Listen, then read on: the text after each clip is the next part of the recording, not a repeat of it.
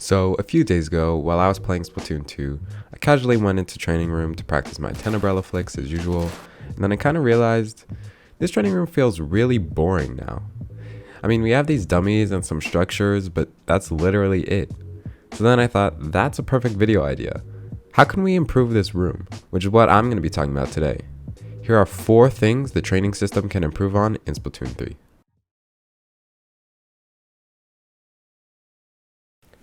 I'm going to start off with the most realistic feature in my opinion I could see getting added to Splatoon 3, which is AI enemies. The training dummies themselves are useful, but they don't give a realistic experience to an in-game player. I created this concept image to show you guys how I think this could be implemented. I'm thinking a separate room in the training area could have an enemy spawn zone. You could adjust how many spawn, or even what weapon they use as well.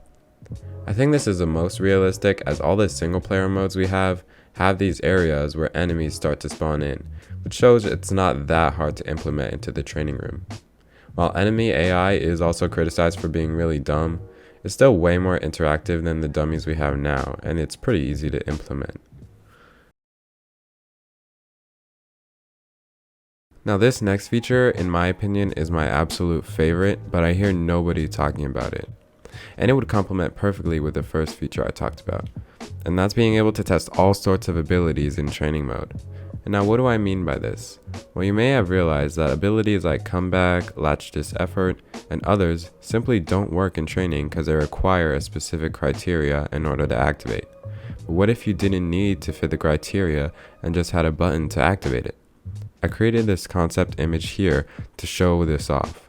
They could create a sort of drop down menu like this, where by pressing the ability you want to activate it, it activates its effects until you toggle it off. Or, if its ability scales like tenacity or latch dis effort in ranked, it could work on a slider system for you to choose the level you want it at. Going back to the first point, you could also choose whether you want it to work against the AI enemies as well, which would be really cool. This one is definitely the least realistic in my opinion, as it probably takes a lot of time to implement, but I would be so happy if this was added.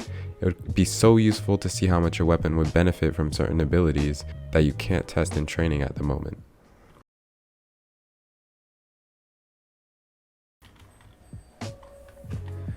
Now this feature is the one I was alluding to at the beginning of the video, which doesn't actually have to do with the training room itself. It has to do with the recon system. Let me recon all the stages at any time. It's literally a practice mode. There's no reason for it to be restricted by the rotation in my opinion. It just doesn't make sense. This is so easy to implement as well, but they still haven't done it over the course of both games. I really hope this gets added because there's really no reason for me not to be able to test all the maps in Recon. Otherwise, another Recon feature that could be added, which again goes back to my other points, would be to implement the AI and being able to test all of the abilities in Recon as well. Basically all the same benefits I said the first times, just with the whole map this time, which could be really cool in my opinion. These 2 things would just make Recon really useful, so I hope these get added.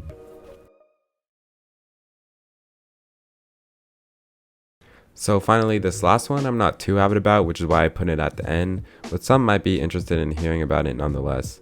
This is courses and drills. Many shooter games, as you know, have these courses where you shoot a certain amount of enemies while running across a course, for example. And while it does seem like a good addition for training mode at first, I realize this is pretty much just what single player is for, which makes me find it kind of useless to add to training mode in my opinion. I would assume it would be more challenging and precise, which would be good training, but I doubt this would be added just because of the fact that single player exists already.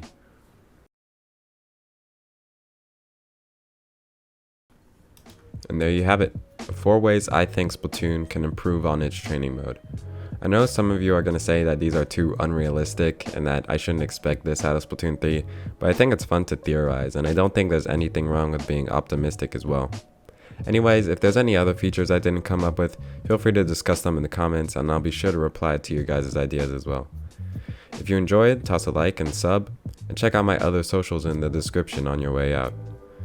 Alright, keep the Splatoon 3 hype train going guys, I'll see you later.